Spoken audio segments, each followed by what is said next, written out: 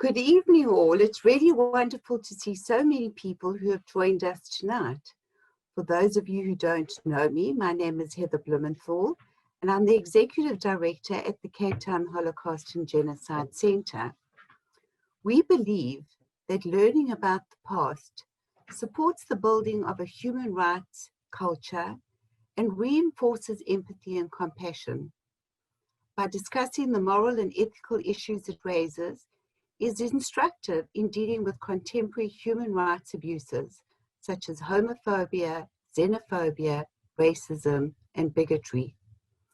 It gives me great pleasure to introduce our moderator, Professor Tim Maruti, for tonight's webinar, From Non-racialism to Anti-racism, Conversations in Black and White. Tim is head of the Peace Building Interventions Program at the Institute for Justice and Reconciliation in Cape Town, and also extraordinary professor of African Studies at the University of the Free State, South Africa. He teaches at the University of Cape Town in the Department of Political Studies. Tim is an author and editor of 10 books and over 90 journal articles, book chapters, and policy papers. I'm also proud to say that Tim also serves as a trustee on the board of the Cape Town Holocaust and Genocide Centre. Before we begin, I'd like to just go over some of the housekeeping rules. For the duration of the talk, all your cameras and audio will be switched off. And for ease of identifying all of your questions, please will you write them up in the questions in the Q&A section at the bottom of your screen. And it gives me great pleasure to welcome Tim.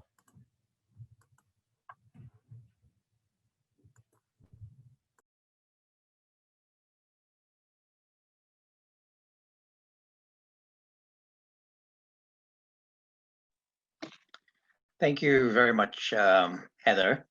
And hello, everybody. Welcome to our discussion today, From Non-racialism to Anti-racism, Conversations in Black and White, brought to you by the Cape Town Holocaust and Genocide Center.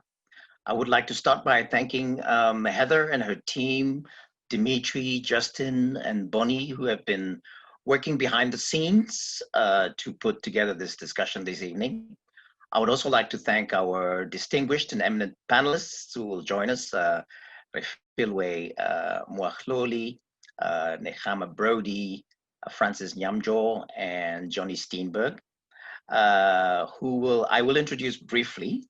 I want to thank them for taking the time to join us on the panel to share their thoughts with us on this very challenging topic. Since lockdown, it appears that we're on virtual platforms virtually all the time. So I would like to also thank you, those of you in the audience who've taken the time to be with us and participate in this discussion. As mentioned, our topic today is From Non-racialism to Anti-racism, Conversations in Black and White. Feel free to already begin posting your comments and questions in the Q&A and the chat function so that we can engage with them as we proceed this evening. For those of you who are media savvy, you can kindly post your tweets on hashtag CTHG Center, and also hashtag ARNSA, ARNSA, which is the hashtag for the Anti-Racism Network of South Africa, of which the Institute for Justice and Reconciliation is a contributing partner. This discussion will also be recorded and circulated to all those of you who have registered with some written notes so that you can also use it to further engage other people, your colleagues, family, and friends in this very important discussion. The issues we'll be discussing today revolve around a series of questions.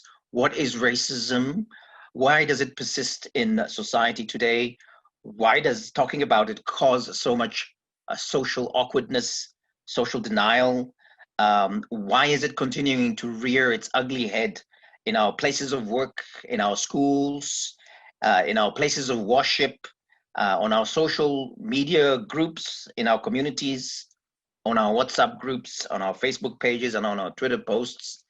And how come some school children who were born after 1999 in South Africa, after the so-called transition to a post-apartheid era, are themselves displaying racist attitudes and a sense of superiority over other school children from other different cultural backgrounds? What is it going to take to dismantle the persistent racism and the othering that continues to be embedded within South African society, that can be traced back to the era of slavery, colonialism, and apartheid? Some people might question, why do we have to keep bringing up the past? Why can't we just move on? But in line with the mission statement of the Cape Town Holocaust and Genocide Center, the issue of discrimination is one that is front and center in terms of some of the work that it's trying to do to prevent discrimination, which is why it has convened this discussion this evening. I'll introduce our panelists briefly, but let me say one or two words about the Article 1 of the South African Constitution.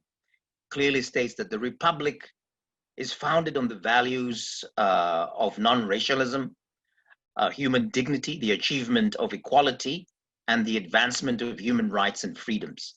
We also have in South Africa the South African National Action Plan to combat racism, racial discrimination, xenophobia, and related intolerances.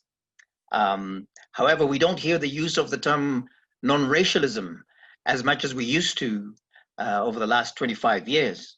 In its place, we see the emergence of a discourse of anti-racism and socially led campaigns to dismantle racism wherever it exists in society. The idea of different races, though, we have to acknowledge, began mainly in Europe as a means to classify humankind according to a hierarchy. Scientific racism tried to impose a veneer of false academic rigor on ideas of different races, which has since been exposed and criticized for being unscientific and hopelessly arbitrary and random in its so-called academic classifications. So-called human races are a cultural creation. Different human races are a cultural creation, a product of human invention. They do not exist, but the lived reality of racism is very real in society. And prejudice, we understand, is the discrimination of others that we find all across society.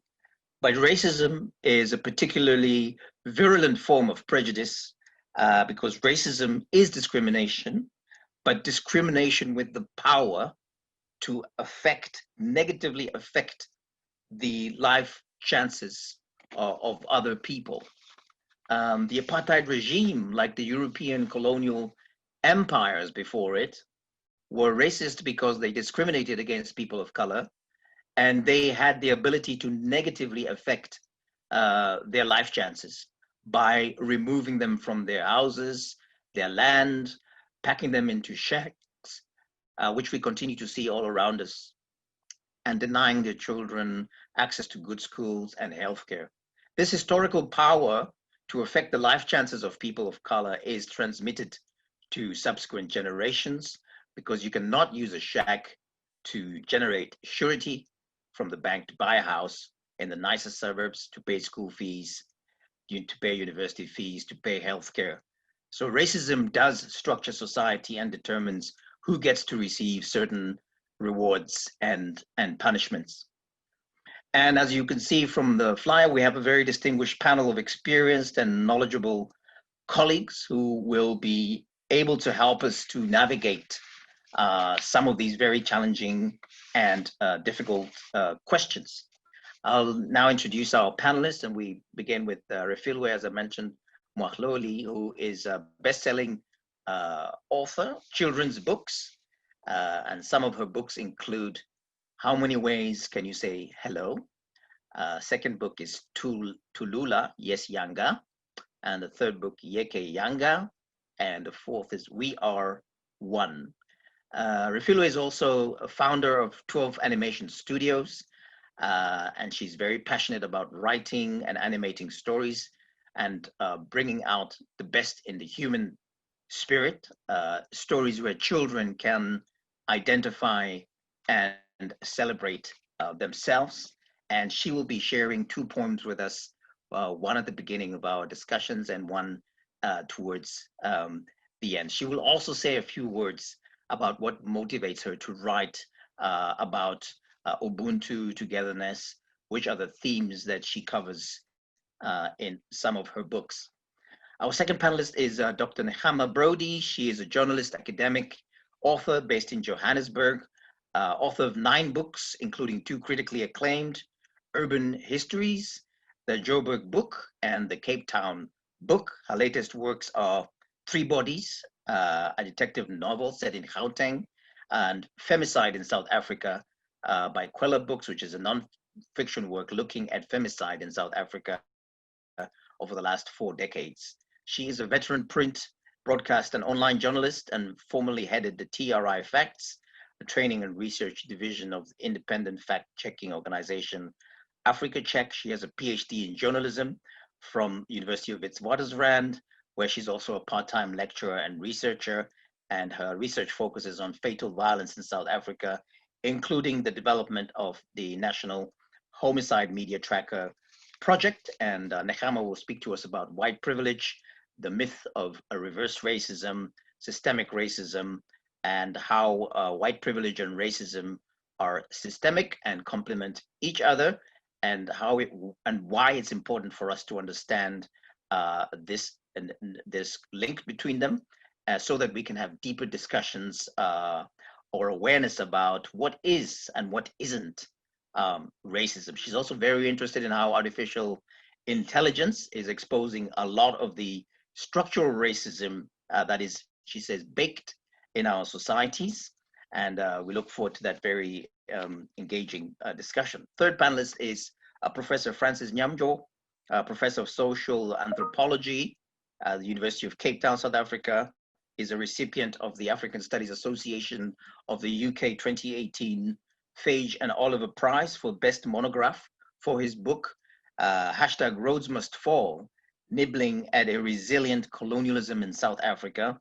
He is a rated professor, researcher by the South African National Research Foundation, a fellow of the Cameroon Academy of Science since 2011, fellow of the African Academy of Science since 2014, fellow of the Academy of Science of South Africa since 2016.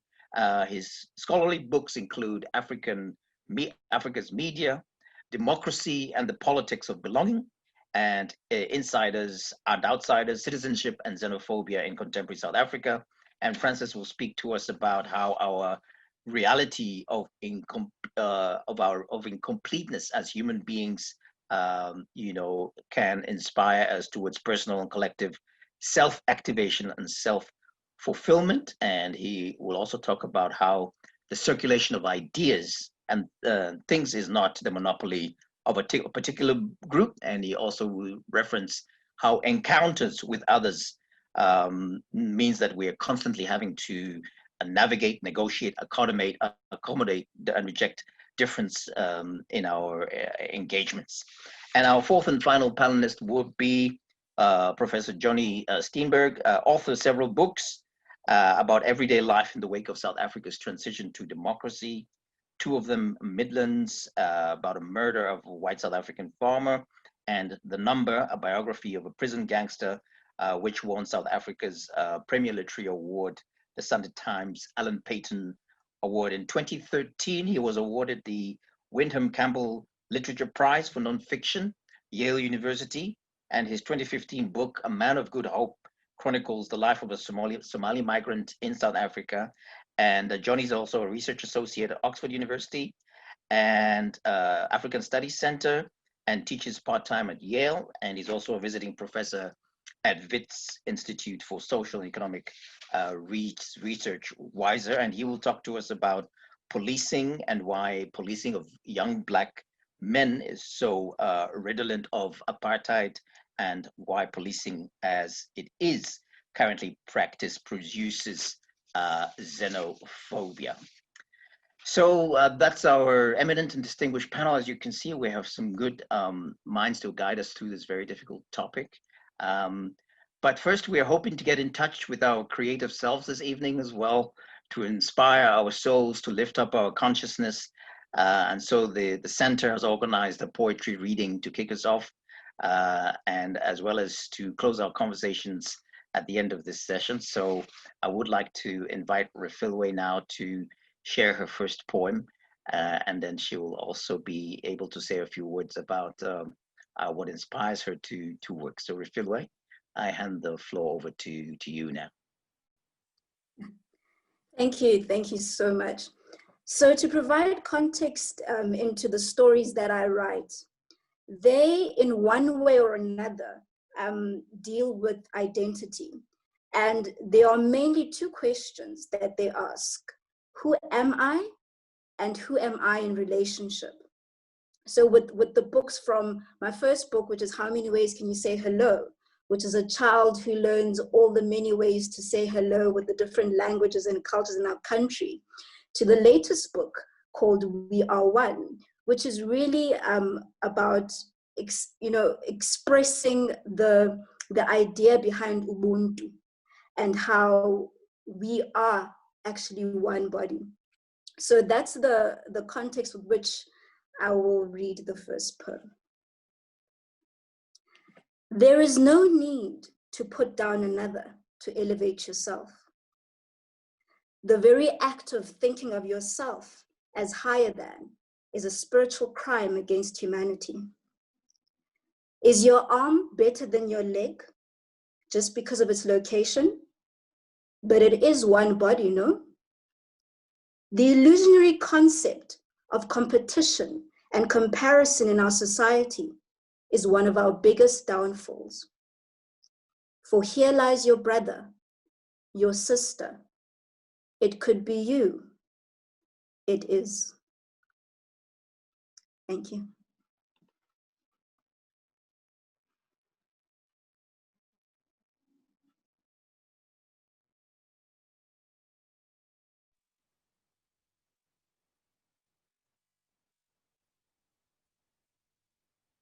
Thank you, Refilwe.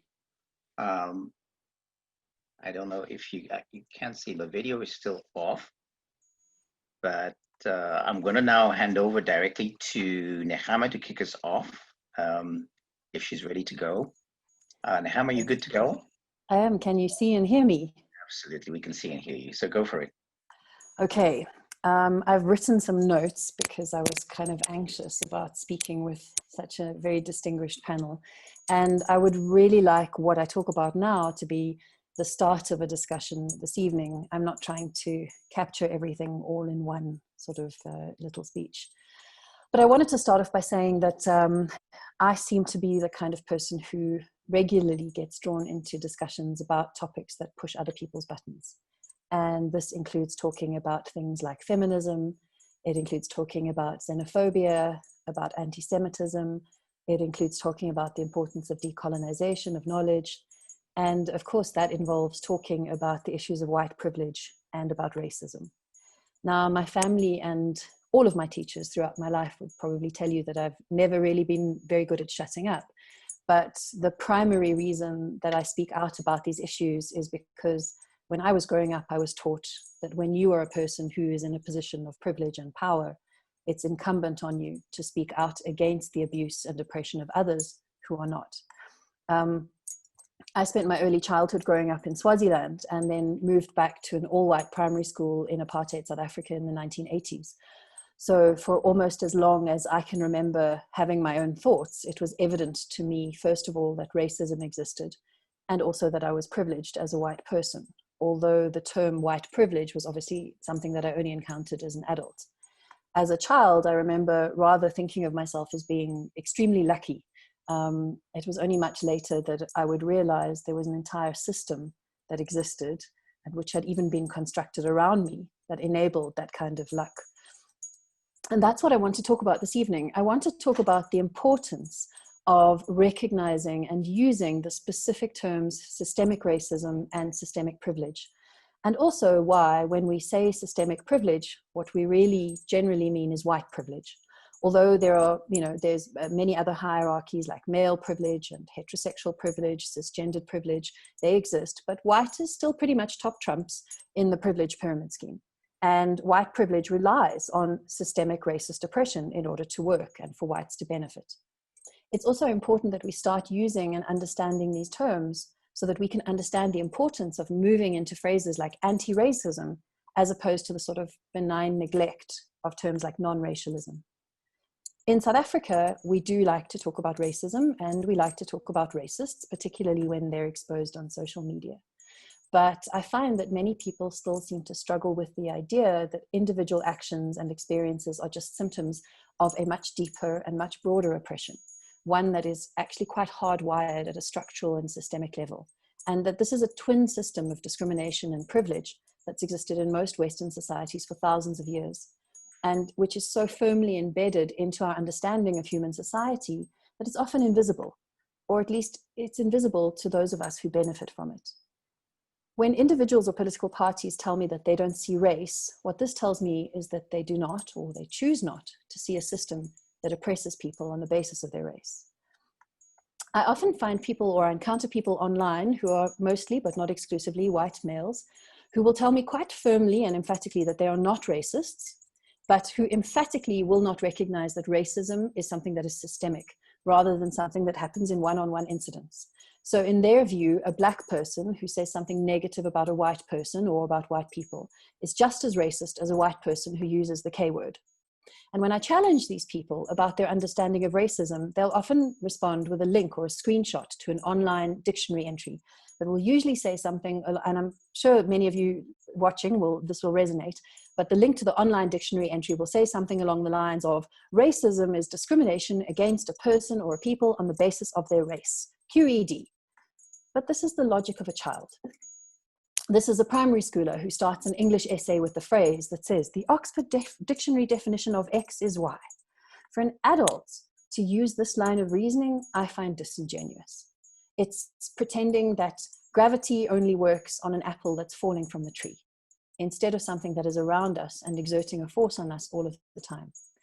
It's also not even a particularly good dictionary definition. So this week I typed the word racism into Google and I found that all of the major dictionaries, from Collins to Oxford, the Encyclopedia Britannica, my personal favorite, excellent troller on Twitter, Merriam-Webster, they all returned definitions that were vastly more nuanced than the definition I am typically sent. Merriam-Webster, for example, offers a number of interpretations, the first two of which go as follows. One, that racism is a belief that race is a fundamental determinant of human traits and capacities, and that racial differences produce an inherent superiority of a particular race.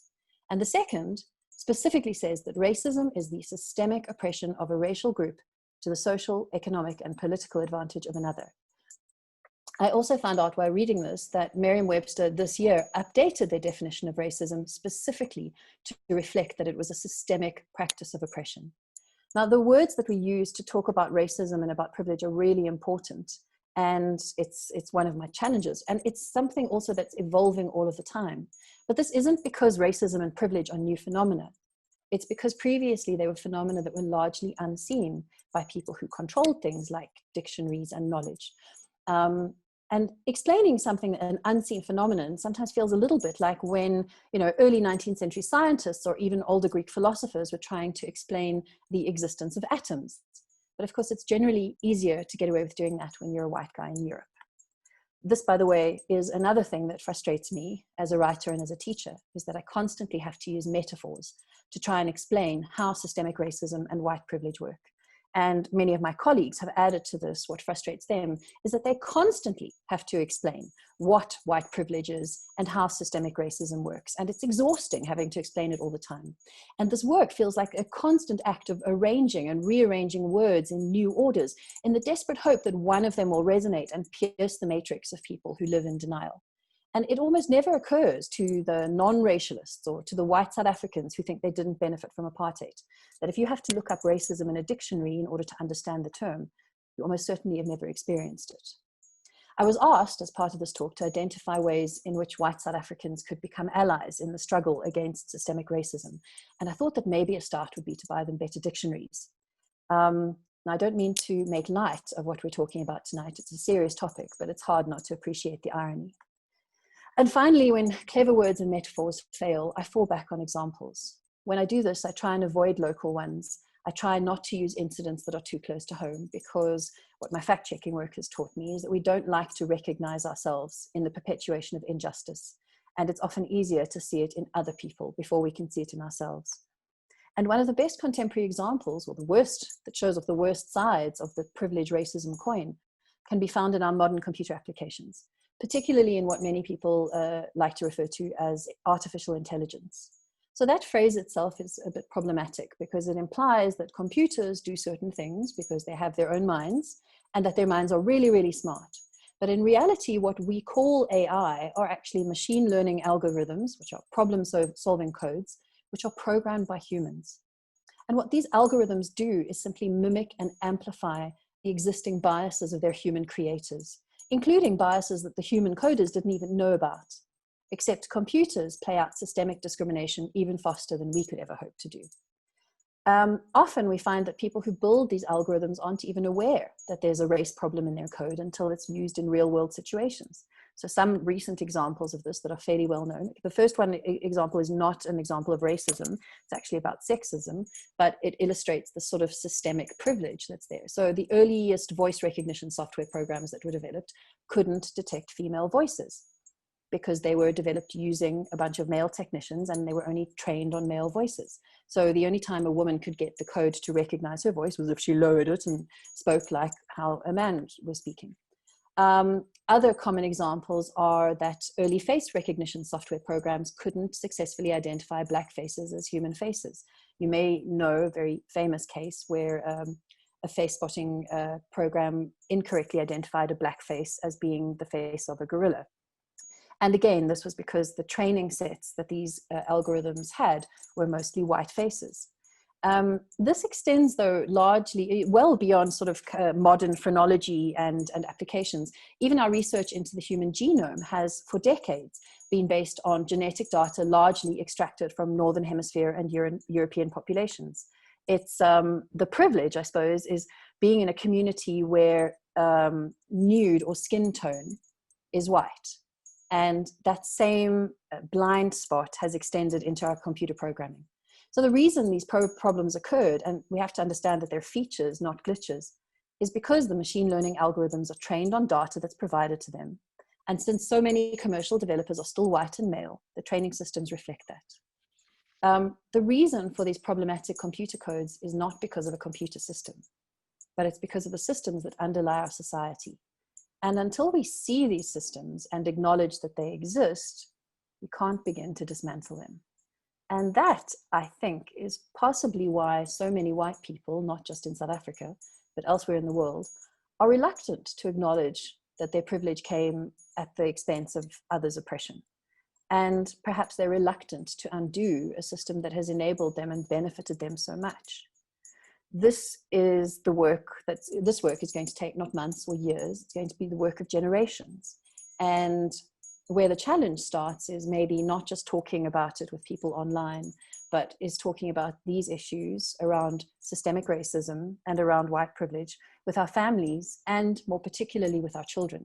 And as a parent, I can tell you that this is really hard.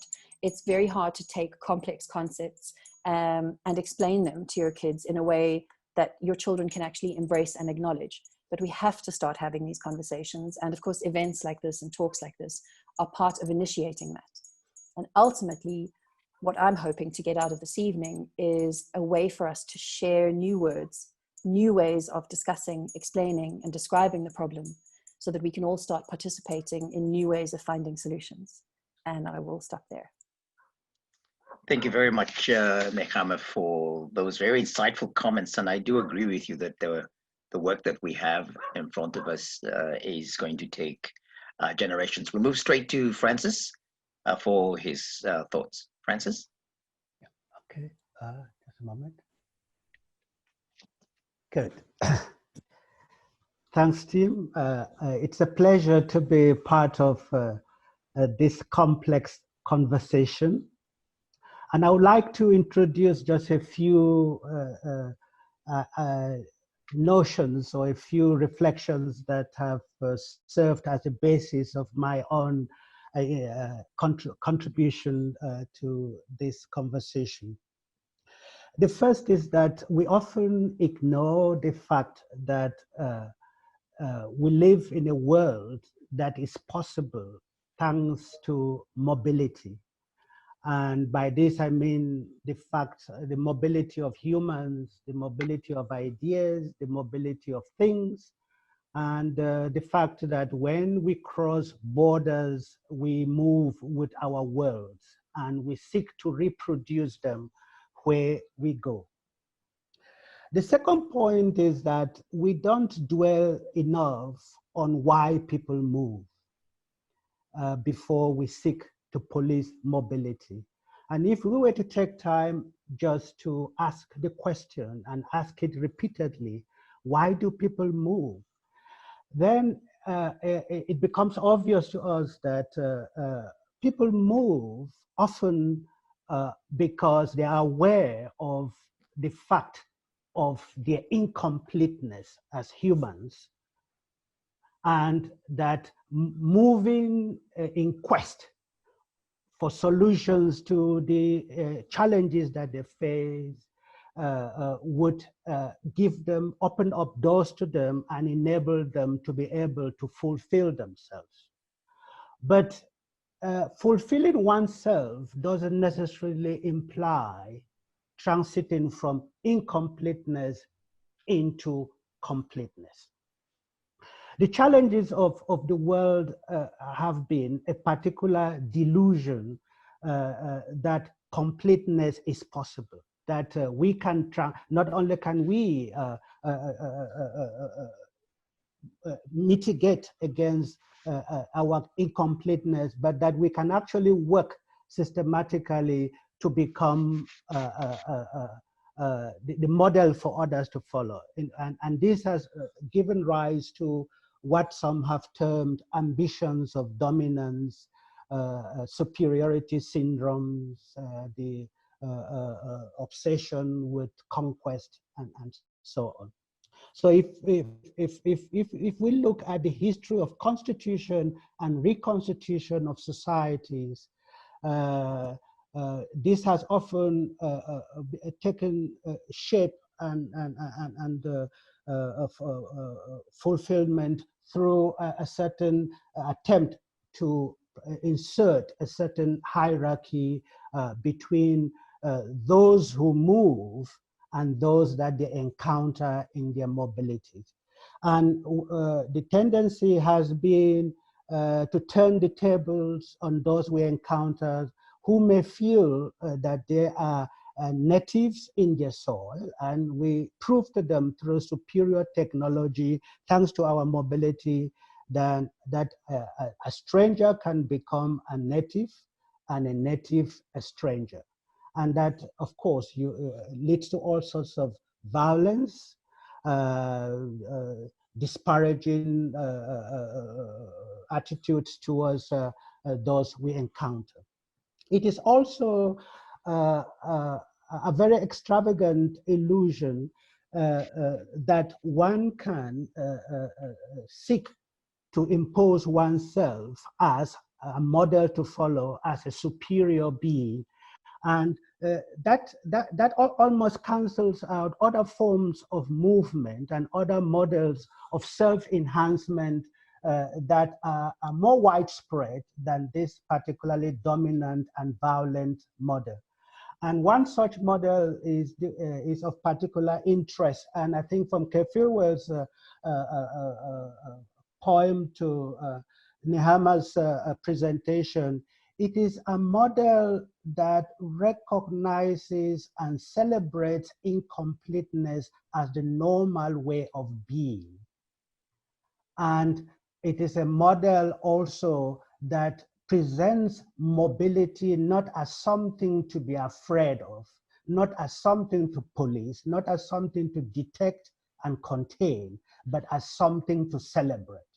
So once we take on board the fact of incompleteness as a norm, incompleteness not as a negative, not as something to hide or to shy away from, but something to embrace, then it opens us up to a possibility of self-enrichment through mobility, through encounters with others. We warm up to encountering others, not because we are going to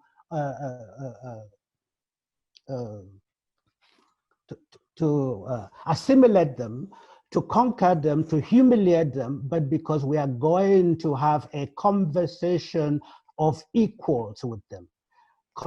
Complementary incompletenesses, sitting down round and seeing how best they can enhance themselves through reaching out and taking the other in as a way of taking yourself out, a sort of Ubuntu of incompletenesses. And that Ubuntu of incompletenesses, in my thinking, I refer to it as a convivial mood of existence.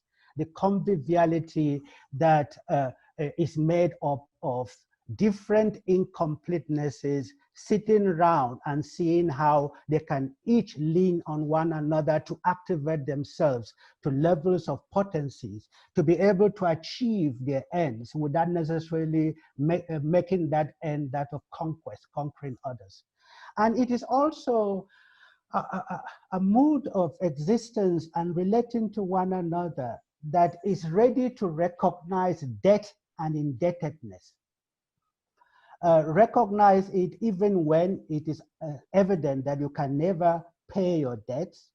But the fact of recognizing it means that you cannot assume a higher moral order or a higher, superior attitude towards others you encounter. You relate to them as equals, each in their own little, with their own predicaments, but knowing that when they want to be able to fulfill themselves, they reach out and embrace what others have to offer.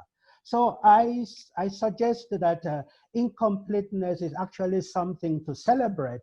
And if we were to reimagine our current nation states or current fixations with boundaries or borders, with the idea of incompleteness, then we would solve the race problem, because racism is founded on a certain illusion of purity.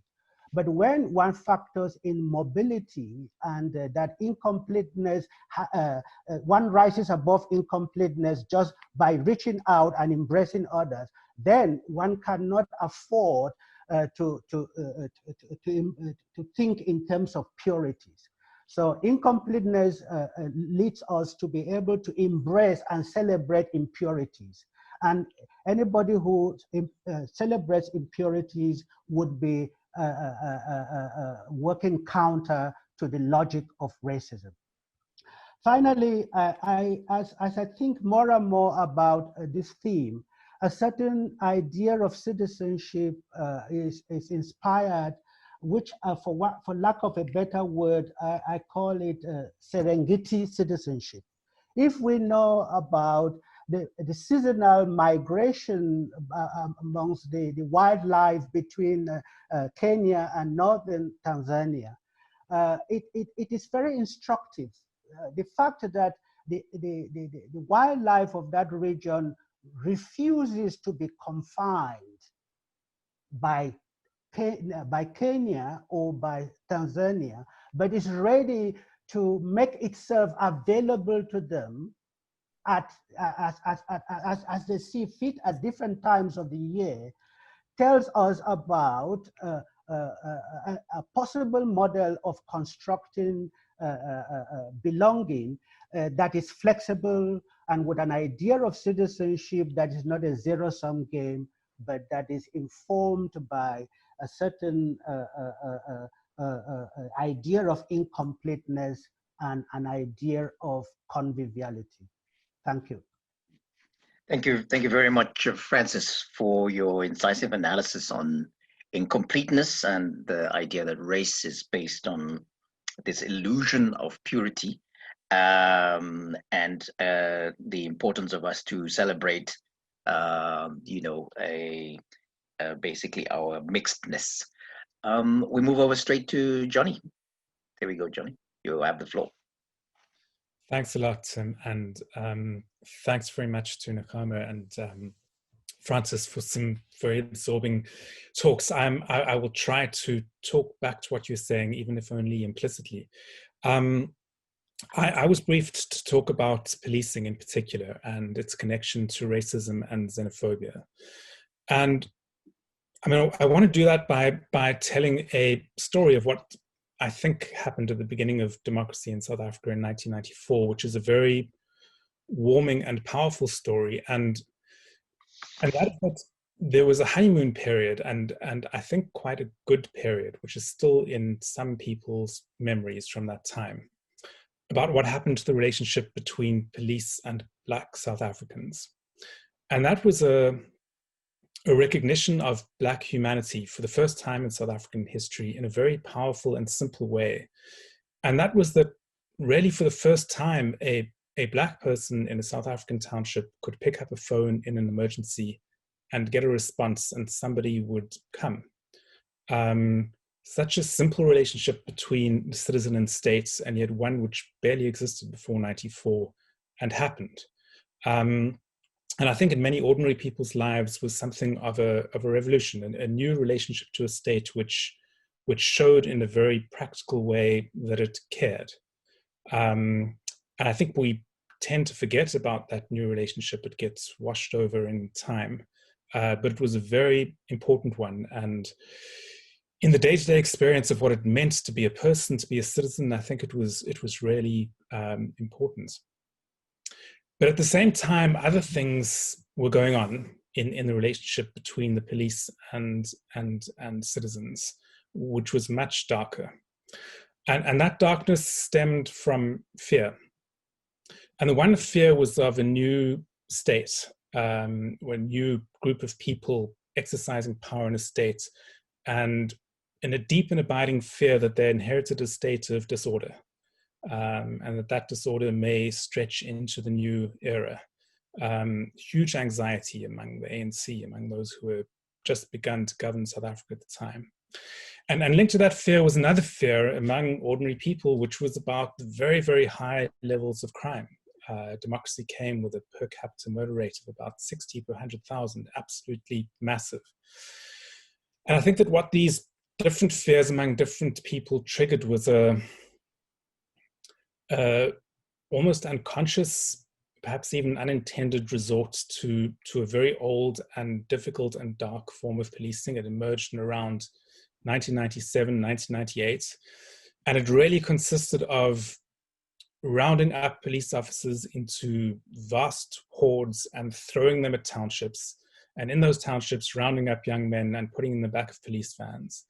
And that became institutionalized. It became something that police did weekend and weekend out. It became part of township life all over again. And it was obviously redolent of the past. It was precisely what the apartheid police did before they were thrown out in the uprisings. And yet it was so much trickier. Its meaning was so much trickier because it was happening in a democracy, because it was happening in a Black majority ruled country, and also because it was happening in a situation where another aspect of people's relation to the police was new and good. And I guess what I'm trying to press at in telling the story is how insidious, powerful, and often difficult to detect racism can be in a country like South Africa, where everybody involved in these situations that I'm talking about is Black. You know, all the protests around policing in America that have been happening this year, in constellations around Black Lives Matter, in a sense, the choreography of that dance is much simpler and more visible. You know, you have a situation there where for a generation, most state services have been retracting, except for policing, which has been burgeoning, and it is aimed so squarely and so transparently at urban Black communities. I mean, there's a real sense there of black and white. In South Africa, it is so much fuzzier, so much hazier, and yet at the bottom of it all, triggered by fear, are armed men going after young male black bodies. And that's a very deep inheritance. It comes directly from the past, and it continues. You know, there was maybe a 2 or 3 year pause, a honeymoon, and it continued again. And this connection between fear, and in this case, black fear, the fear of a black government, the fear of middle-aged black people living in townships, expressing itself in armed men going after young black bodies, is tricky. It smudges racial categories because all the main actors are black. And the fact that what is happening is a product of many generations of white supremacy becomes less clear. And the politics around it more difficult. And in a sense, that's what gives it its life. That's what allows it to be reproduced over and over again because of its partial invisibility. And why it remains the backbone of policing today, why it simply goes on and on. And I think the politics of contesting it are extremely difficult, precisely for the reasons that I am talking about. So that's one aspect of what I wanted to say about policing and racism and its complexity. And the other is xenophobia. And it also comes from policing practices in the new South Africa born from fear, and which draw on symbolic, very old, very deep symbolic resources from the time of white minority rule. And that's the policing of foreign nationals. And again, this didn't actually begin as a matter of policy. In a strange sort of way, it began undercover, unconsciously. It was something that institutions began to do before it became written practice. And that's the, and this is a little bit after 97. This would be about from 99, 2000. It became institutionalized among Home Affairs in the SAPs to, in these very theatrical, high-intensity displays of policing, to take foreign nationals off the streets, often in illegal operations, without going through due process, and really in front of big audiences, taking them off the streets, throwing them to the back of police vans, taking them to repatriation centers and over the borders. And this became an enormously visible everyday feature of life in South Africa. By the mid-2000s, something like 500,000 people were being deported from South Africa in this way, in this very theater in front of audiences. And what's so interesting about this practice is how very, very obviously it reproduces one of the fundamental features of coercive practice in the past. And more than that, one of the central mentalities of apartheid, which is the idea that cities are too full, that there are people there who do not belong, that people need to be characterized, people need to be counted and put into compartments, and those who do not belong need to get thrown out. Really, one of the central mentalities of apartheid was being reproduced after apartheid. Only now those who did not belong were not Black South Africans deemed to come from the countryside, but foreign nationals. But the structure of the situation was so similar, and the structure of feeling was so similar. The idea that a city is a dangerous place, that there are people who don't belong, that everybody must be categorized, and those who shouldn't be there removed. And I think that for ordinary Black South Africans watching these scenes, watching this theater, the experience was very complex. On the one hand, the echoes of the past were clear, and therefore the identification was clear. On the other hand, the boot was now on the other foot. By not being rounded up and taken away, you were now the one who belonged. And in a strange and perhaps quite perverse way, it became an element of South African statecraft. It became a way of a new state identifying with those among its own citizens who it wasn't serving very well. So I guess in sum, what I'm saying is that in South Africa, you can see the legacy of white supremacy very, very powerfully all over the place. And yet, because so many of the agents exercising racism are themselves Black, because the government is legitimate and voted into power. The fact that it ends up using techniques of white supremacy in relation to its own citizens becomes a politically complex matter in a way that race isn't complex in a place like the United States, where the problem is a minority and not a majority. So those are my initial thoughts about racism and anti-racism in South Africa, and how it looks, and how one begins to approach it and what one can do about it. Thank you, Johnny, for that very, very informative and vital insights also into policing and you know, and the whole issue of who belongs and who doesn't belong. And I'm glad that you brought in the dimension of xenophobia, which is crucial for our discussion going forward. So I see we're 92 participants in this conversation tonight. So feel free to start posting your comments and questions in the Q&A and the chat function.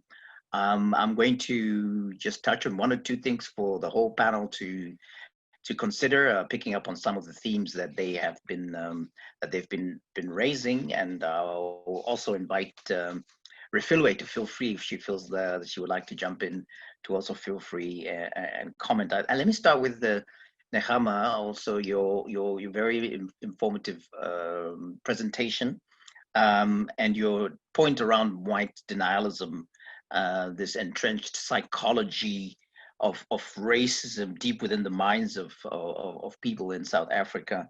There's a sense of who's worthy of being treated as a human, you know, who's not, and there's a sense of who belongs and who does not. And I think COVID-19 has forced us to withdraw from each other to a certain extent through physical distancing, and in this trauma of retreat, I would say that we see this additional pathologies almost being triggered, and underlying pathologies being triggered, incidents of racism, you know, schools, places of work, places of worship, places of recreation, seem to be almost spiking with new reports almost on a weekly basis. So there is, as some would argue, a second pandemic, a virus of racism, so to speak, xenophobia, and other forms of discrimination that have been with us for a long time, but are now almost being surfaced.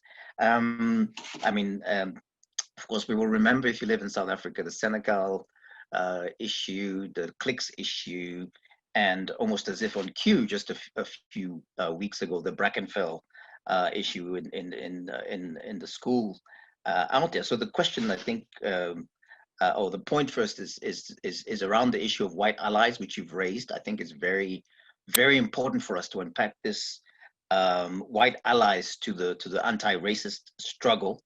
And for someone listening in to this conversation this evening, to Nehama, how can one become an effective ally to confront and challenge and dismantle racism in society?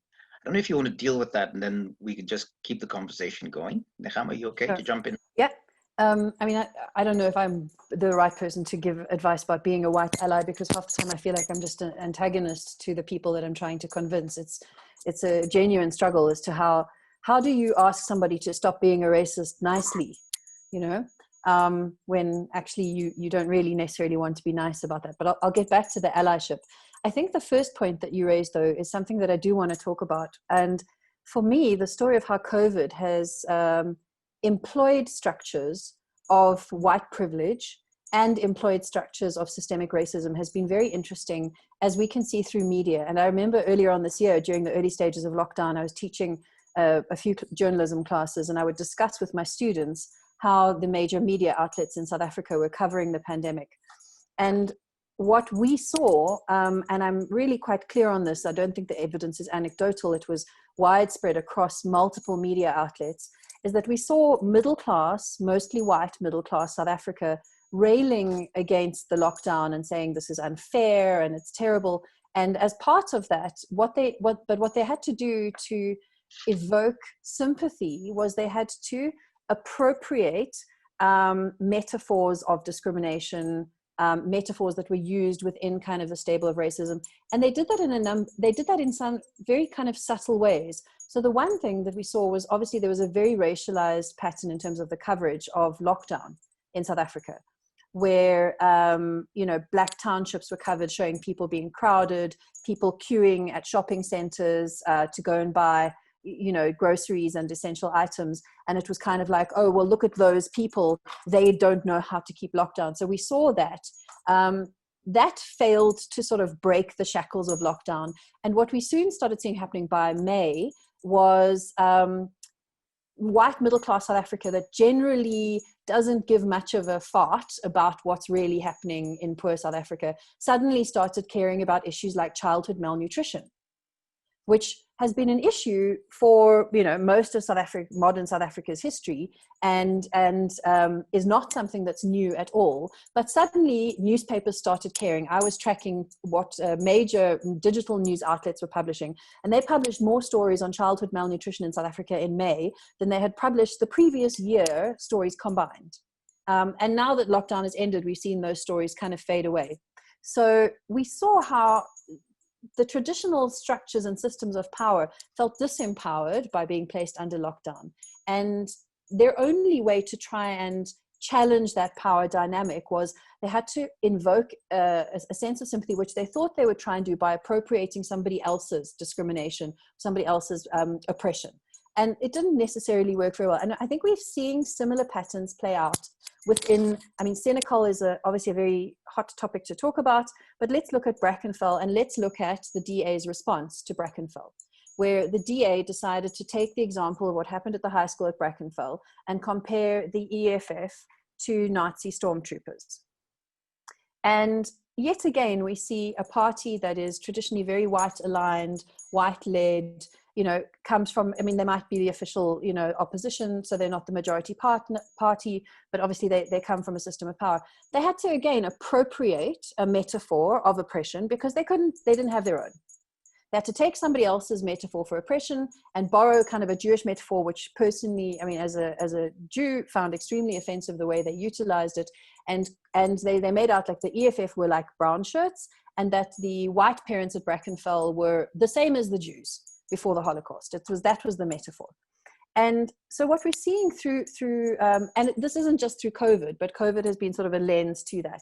This has also been enabled by political events that are happening in Britain, in particular with Brexit, by political events that are happening in the United States, with the impossible situation now where you have a president who refuses to concede that he lost an election, enabling these sort of alternate universes where oppression is completely turned upside down. And we see people who have never experienced systemic oppression borrowing and appropriating the language of people who have, and trying to use it to describe their own circumstances. And I find that, it's not surprising, it's almost ingenious in a kind of a creepy sort of propaganda way, but that's what the COVID lens has exposed. It sort of widened this rift. I haven't addressed the white allies thing, but I'll pause for a moment because I think I'll let other people talk for a bit, and we'll get back to the white allies maybe. Thanks, Nehama. Yes, don't try to dodge that question. We will come back to you. I think I want to also open it up to the panelists if they feel they want to jump in on any of the issues that are emerging. I want to bring in Refilwe, if you can just start warming up there, Refilwe. On the issue of children, we have two questions on the chat function relating to children, and we talked about intergenerational transmission of racism, which is a phenomenon in and of itself. Children who were too young to have lived during the apartheid years are spouting and regurgitating some of the racist tropes in schools and in communal playgrounds, and in the malls. And then the inevitable question arises as to where did these children learn their racism from? We cannot discount the possibility that is from parents, schools, grandparents, other family members, friends, but it's an interesting thing to consider. But now with the disease infecting the next generation and bubbling up in schools or across provinces in the country, how can we begin to arrest this trend to ensure, obviously, that in a sense apartheid doesn't continue in the minds of our children? And I think the specific question, one from Victor, is Victor Marithi, is how how can we teach our children about different cultures and values, and he wonders whether this vision of an anti, racist kind of post-racist society is attainable in our generation, and is there something that we can use the digital infrastructure that now is increasingly being used to achieve? And from Linda Hackner, a very specific question: what practical advice would you offer to teachers and parents as ways to take steps towards dismantling ideas that are so deeply rooted that people don't even know that they're there? So this is also open to the rest of the panelists if they want to jump in, but I just want to give you, Refilwe, a chance to jump in first, and obviously Nechama, Johnny, Francis, you can jump in and obviously take any dimensions you want to address. Refilwe?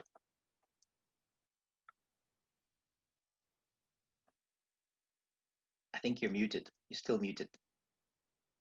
You're still muted. Go ahead. My goodness, awesome. So I love that you brought up very passionate point, and a huge reason why I write for children, right? The society that we have now was very consciously created. And in order for us to undo it, to unlearn, we have to consciously recreate something else. And that's why the messaging has to come from an early age. So if our children are growing up in an environment where the messaging is the same, they will keep on playing that same game. They will keep on with that same messaging.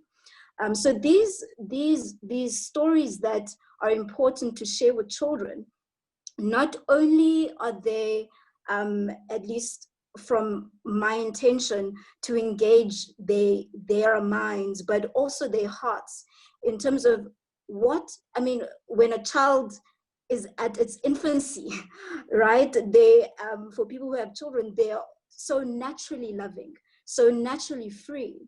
So it is also about igniting that element in them so that it doesn't kind of get doused by the world. But also, more importantly, in writing for children, I am also writing for their parents, because there's an engagement that's happening. The parents read to the children, they discuss the element. So it is those kinds of conversations at an early age, and reminders at an early age that when, and that's one of the main messages, for instance, of We Are One, that when I hurt another, I actually hurt myself. And the encouragement of these stories is to love and celebrate self, firstly, and in doing so, it then makes it easier to love and celebrate another. A lot of the otherness and the nastiness that comes out is when there's a not enoughness, an incompleteness in the child. So it is about addressing those essentially emotional elements at a young age, and engaging with children at that age. It also encourages them to question the things that are in the environment. So that's why I'm so passionate about writing for children at that, before it becomes cemented in them, while they're still open and pliable to something else. Great. I want to leave it open for anybody who wants to jump in. Francis? Yes. Perhaps children are very easily impressionable, and if you start early enough to cultivate trust and begin to build new communities of trusts and new solidarities over and above the predictable circles that we grew up in as adults, the children will pick that up and they would begin to reproduce it, and gradually, I believe as a new South Africa will begin to crystallize based on openness and appreciation of one another, rather than the dramatization of hate and scaremongering and fear and all the sort of things that we can easily draw on to make children fearful to reach out and embrace one another. Johnny, do you want to jump in on this, or you? Yeah, I'm just listening to everybody. I think I'd want to put in a dissenting voice, maybe, because to be candid, I'm not sure that putting nice ideas in the heads of kids is going to get rid of racism. I think that its causes are so much deeper than that, and the place that I would begin is with the fact that South Africa is one of the most unequal societies in the world. And with inequality comes other stuff. Economic inequality also brings an inequality of dignity, an inequality of respect. And these things are powerful and they're intangible and they're connected to race. When you have a very unequal society and almost everybody who is poor is Black, and almost everybody who is white is not poor, the connection between race and inequality becomes nasty and intractable. And I think in a society as unequal as ours, the poor lack an equality of dignity and equality of respect, and they are Black. And what that means for racism, I think, is quite poisonous. And to me, I don't want to sound like a very sort of old-fashioned Marxist, which I'm not, but I think that there are structural questions about how resources are distributed, and that those are central to the future of race. They're central to the future of dignity and respect. They're central to the future of what's in kids' heads when they look at the world around them. So I don't think the root is psychological or emotional. I think that there are broader structures that have to be dealt with as well. I think I wouldn't disagree with that, but it's not an either or. It's recognizing the structural inequalities that are there, but while providing for emerging forms of sociality and based on trust and so on. So there's a clear sense that there's the unfinished business of recognizing the debt that white South Africa owes the rest of society, and beginning to address that, even if it doesn't, you cannot fully repay it, would be one way of showing that your superiority is founded on a systematic effort to render others non-competitive. Actually, I saw you kind of indicate with your head somehow that you wanted to jump in. It was really an agreement. I love what you just said about an and. It's not an either or. And the idea behind all of this collaboration, is that we all bring elements contribute to a bigger problem.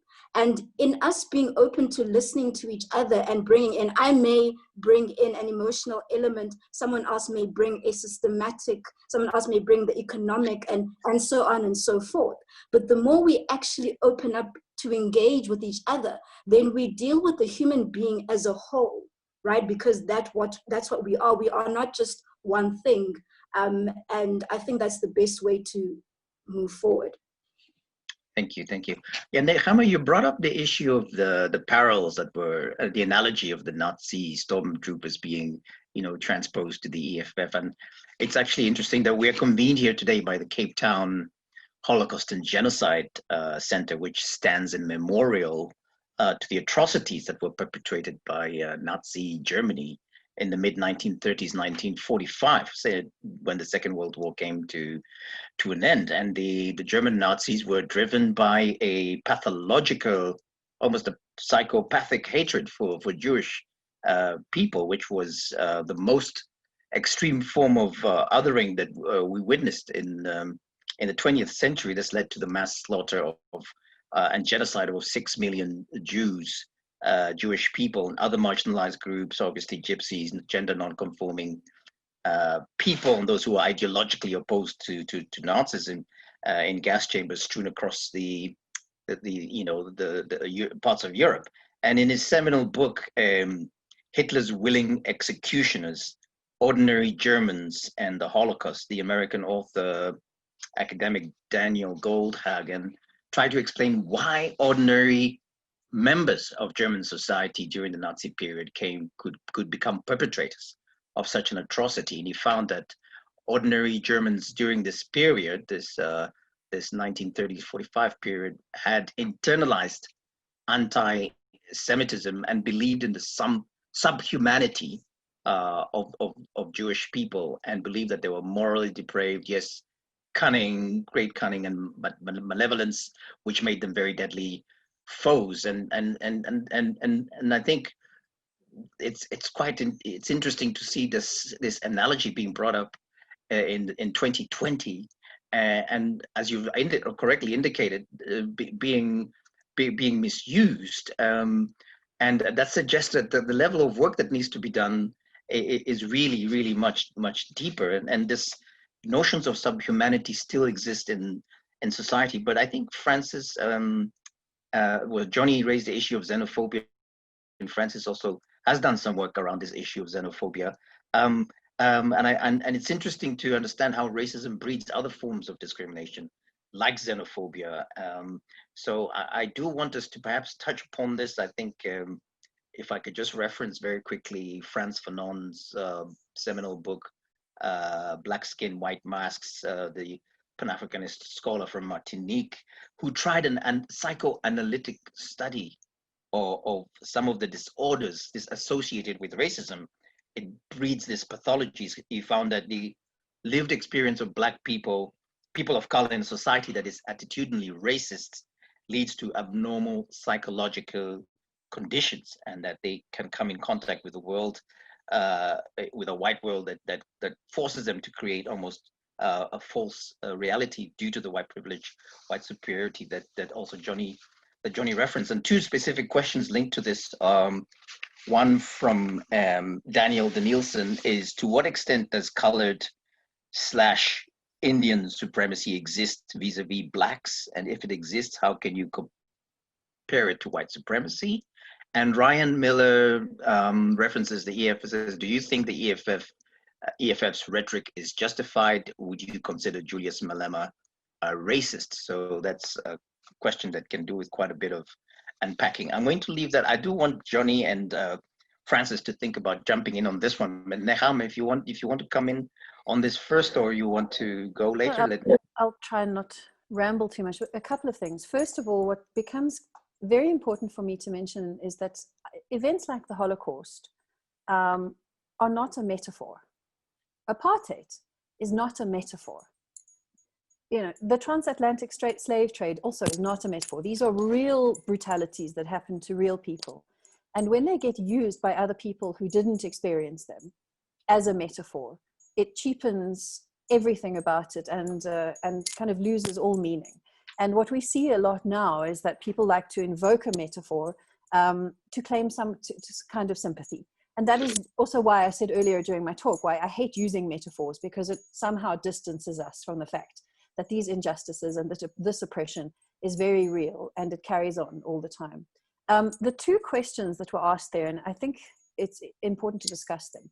I mean, racism doesn't only exist from white people to Black people in South Africa.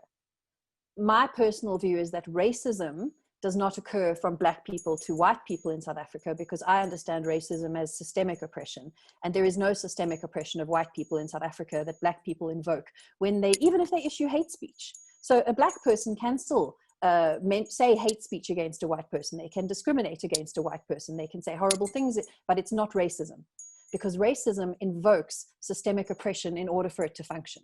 And what Johnny mentioned as well is that racism can exist between different Black communities in South Africa, whether you are a citizen or a non-citizen. And the reason why xenophobia is so powerful and so frightening in South Africa is because it invokes an existing system of oppression. That is why it is so effective. So I don't believe that Julius Malema is racist towards white people, even if he doesn't like white people. You know, that's really, I'm not debating what he feels about white people. His expression, though, for me, doesn't fall under racism, because racism needs to be understood systemically. If we want to look at other race groups, and you want to talk about sort of Indian and colored racism, absolutely, we have many examples in South Africa's history of how those existed. Our tricameral parliament system is an example of that. You know, we want to look at Abdullah Abdurrahman, who was looking to kind of try and encourage a colored vote, but it would have been at the expense of the African vote and the disenfranchisement of Africans in South Africa. Of course, anybody who participates, and we all, by the way, are participating in the system of oppression, because this is the world that we live in. None of us live on Elon Musk's Mars, thank goodness for that, yet. But is that we all participate to some extent in systems of oppression, whether we're opposing them or not, we're still participants. And, you know, we're also looking for ways to survive, and we look for ways for our own community, our own group to survive. And if that is at the expense of other people, that's something that many of us are willing to do. And that is also to some extent the story of Nazi Germany. We are willing to participate in the oppression, the disenfranchisement, even the brutalization of other people, if it means that our own benefits continue. But let's raise an important point here. Let's look outside of the South African context. And let's look at what's happening in India right now in terms of right-wing nationalism, mass persecution of Muslims in India, mass persecution, violation, brutality against lower caste Indians. So, you know, is that systemic oppression? Absolutely. Would you call it racism? Quite probably, except maybe there we would want to look at casteism instead. But this is the same system. It just has slightly different iterations in different countries. And the point here, I think, that we need to remember is that systemic oppression is something, as Johnny said, is so deeply baked into everything that we do, that it literally informs our, you know, our buildings. It informs where our cities have been placed. It informs where buses do and don't go. You know, undoing those is about infrastructure as much as kind of society. So they all exist on multiple levels, but I don't personally think that, you know, I don't think that discrimination by Black or speech by Black South Africans against white South Africans, for me, does not, I wouldn't term it racism. Thank you. Anyone want to jump? Yeah, perhaps just to add that as a technology of power and privilege, racism comes with its hierarchies, such that if at the summit of it is white males, then comes white females, and so on and so forth, working class whites, and then every other group that measures up to this calling to whiten up in order to be visible. Thank you. Thank you. Anyone else want to jump in on those issues? I'll jump in on the xenophobia question that you threw in, Tim. I mean, my perspective on the future of xenophobia in South Africa is quite pessimistic, and that's because, I mean, Francis, it has to do with the idea of completeness, really. And I mean, the idea that South Africa is caught up in a project which is systemically incomplete. You know, it's a project to realize a dream of 1994, which is always going to recede from one generation to the next. We're never going to get there. And that situation, you know, produces a kind of an economy of blame. Whose fault is it?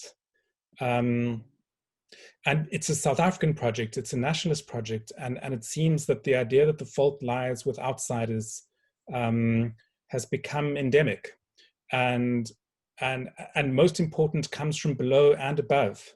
You know, it comes quite organically from the ground, and then is received by a very grateful state, which also wants some outsiders to be to blame. It just seems an unbelievably powerful dynamic, sort of baked into the structure of South Africa's desperate quest to be a completed democracy, whatever that means. And as you rightly say, the idea of completeness is mythical; it never arrives.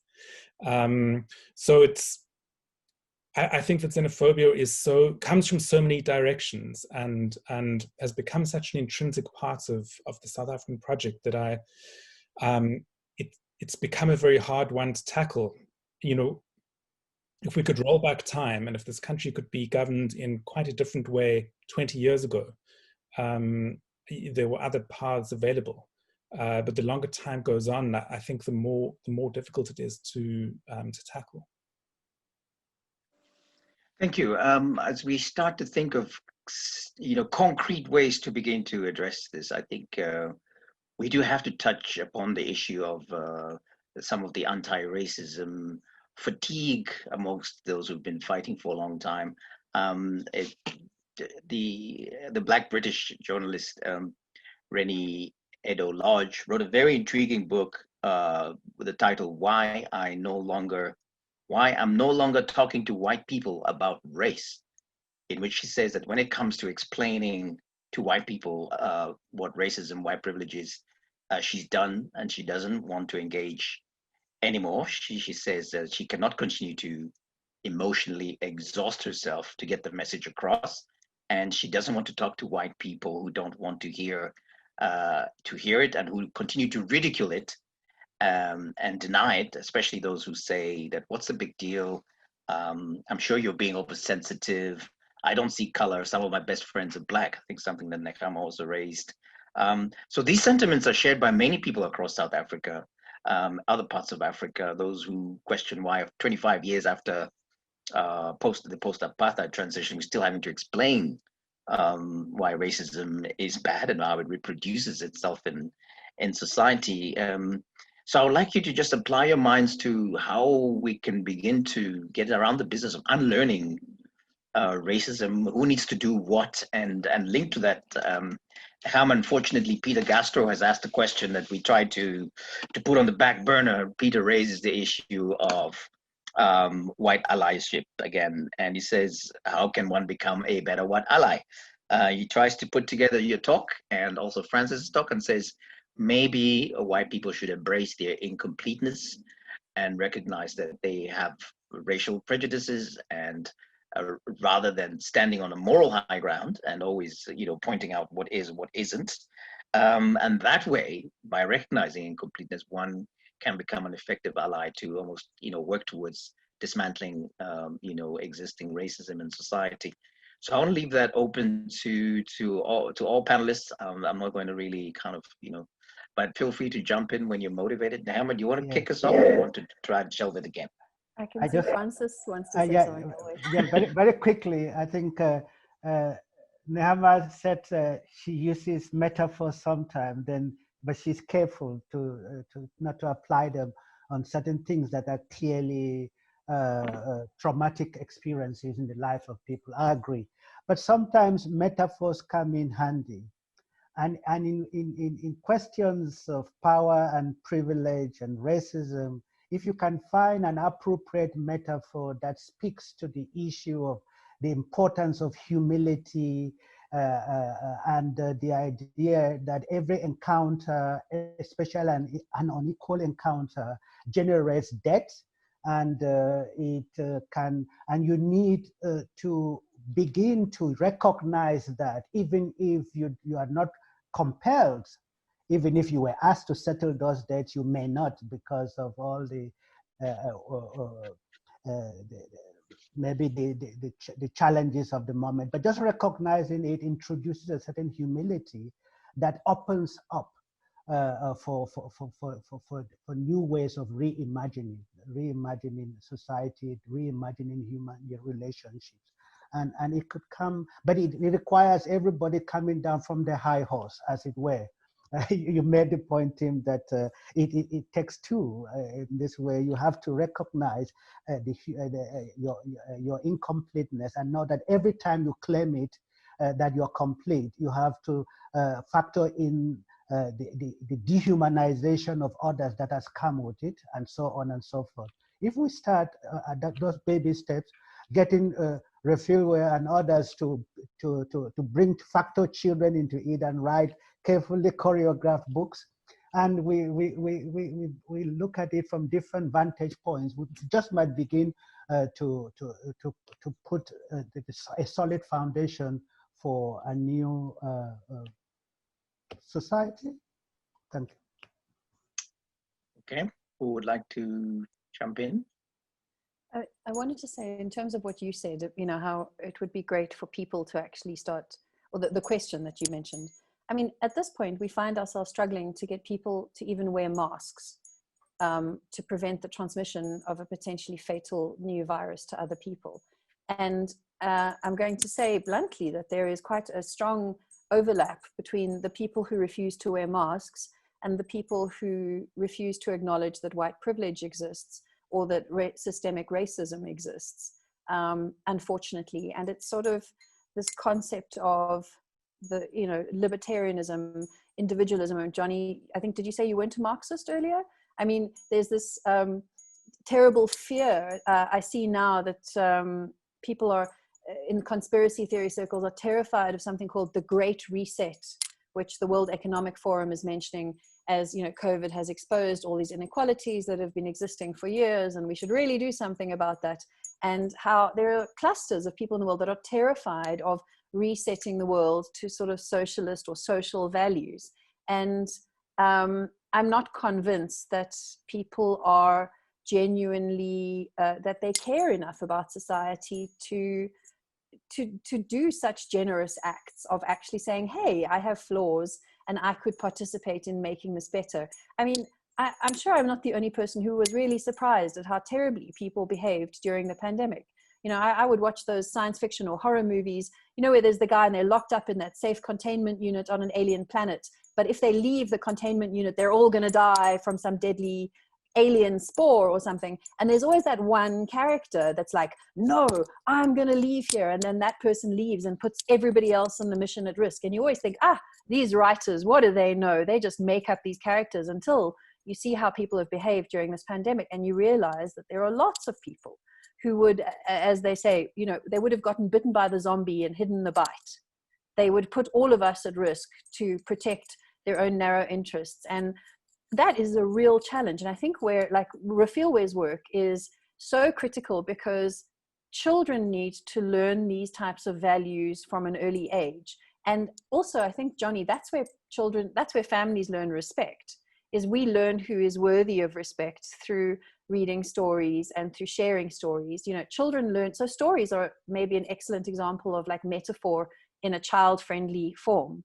And to have that kind of literature available for children that doesn't just espouse positive values, but that also challenges maybe the negative values that have been inherited through generations, is going to be critical, because this generation does not have the social or human skills to do it. I mean, we just don't. But maybe our children do, or a generation after that, if we give them the tools and the words and the skills, and knock down all the buildings and, you know, and defund the police and all that kind of stuff too. Yeah, I think that's very good. But maybe as a counterpoint, to also say that what we saw with the hashtag Rose Must Fall and the hashtag Black Lives Matter movements is somehow it has forced the discussion into the mainstream of society, when it used to be in the fringes. And increasingly, we actually hear white people now actively talking, wanting to engage, talking, but beyond that, also physically taking part in the protests and the social movements. We saw it in hashtag Rose Must Fall, and we also saw it in Black Lives Matter in the US as well. So here is almost an opportunity, really, to create additional space for dialogue. But I do want to go back to the issue of the fatigue of those who've been fighting for a long time, and to say that perhaps the white people do need to take up the mantle much more forcefully now, rather than continue to sit back and leave it exclusively to people of color, which means that in companies, the CEO, who according to the South African Reconciliation Barometer is 60% more likely to be a white male, should take the leadership and actually lead his company to in an anti-racism process. And this does not mean a once-off, diversity workshop, checklist type of approach, tick box fashion, but deep, sustained, introspective work, which which requires courage and a lot of bravery to walk down that road. I want to invite you to start thinking about your final remarks, your takeaways that you would like those who are listening in to take away with them as we begin to work towards concluding our discussion. After which Refugio will again obviously close us off with a wonderful poem that she so ably composes. So who should we kick off? Johnny, do you want to take it and then we go around in reverse?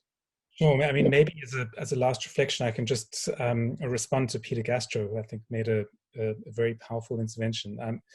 You know, it just depends how you look at it. If you look at it globally in the biggest terms, you know, white South Africa is probably more tribal than it's ever been in its history. I'm not sure what the percentages are now, but most vote for the DA, which is digging itself into a very deep and isolated lager. And it's hard to start a conversation there. On the other hand, I mean, looked at more granularly close up, I mean, if I think of many of the white people I know now in their 20s who are getting politically involved and compare them with me when I was in my 20s, I think there's a great deal of hope. You know, in the late 80s, early 90s, my peers and I felt that, in a sense, being in the anti-apartheid movement was, in a strange way, an inoculation against being white. There was a way of not self-reflecting. It was, in a sense, a route to entitlement. And I see much, much less of that in politically involved, politically engaged white people, young white people in early adulthood now. See a real sensibility, a sense of modesty, of self-reflection, of doubt, which I think is powerful and important, and speaks precisely to the sort of incompleteness that Peter has been talking about. Thank you. Francis? I think very simply to say there is something very reassuring and inspiring in knowing that no condition is permanent. And that comes from when we factor in that we are in a South Africa today that is the product of a particular history of multiple encounters, the making and remaking of who we are, of the identities that we claim and deny all through time, should teach us to be more humble and to know what we pass on to the next generation in terms of values. And it's up to the generation to accept them or to smash them and reimagine everything. Thank you. Nechama? Yeah, thank you. A note that I typed on the side, but I do think that one of the things that we can do, and this is also an act of allyship if it's sort of done in a certain way, is to share, support, and read books that challenge or unpack this kind of systemic status quo that we find ourselves in. And those could be books by you know, modern authors who are writing about the algorithms of oppression. There are some incredible Black female authors who are working in computers and machine learning who discuss, and in beautiful, really illustrative language, how algorithms kind of deploy systemic oppression just in new forms. That's one part of it. We could go and read, you know, archive works like Fanon, who you mentioned, who, if you read Fanon today, it's remarkable how insightful and how applicable it is. So, you know, we could read that. I also think for South Africans, we need to read more history in order to understand how people were really affected by what our country's past involved. And I think, you know, many people have sort of a school person's view where you get like a brief summary. You spend more time basically learning about the First World War than you really do learning about apartheid or slavery in South Africa, you know, in the South African school curriculum. So maybe as a challenge to ourselves is to find the writers and find the books that exist and use those words as pathways to kind of understanding and to share them with other people. I really believe that that's, I mean, we saw that that's what happened with the Holocaust, to tell those stories. and to share those stories. And we need to encourage the same about South Africa's story. Thank you. Refilwe, maybe your final remarks combined then with your final poem, if you don't mind. In my final remarks, one of the things that I have in my own personal journey found is wherever we'd like to see change, we need to start within ourselves. So a lot of the time we look outside and look at the world and how the world can be better. And unfortunately not spending enough time looking at ourselves and how we can be better human beings. And I think when we can start with ourselves, that is already effecting change without waiting for the world to be better. Okay, so this is called Loving Kindness, my closing poem. To go out into the world knowing that every human being you interact with has the power to change the world. So you leave them with the feeling that they can.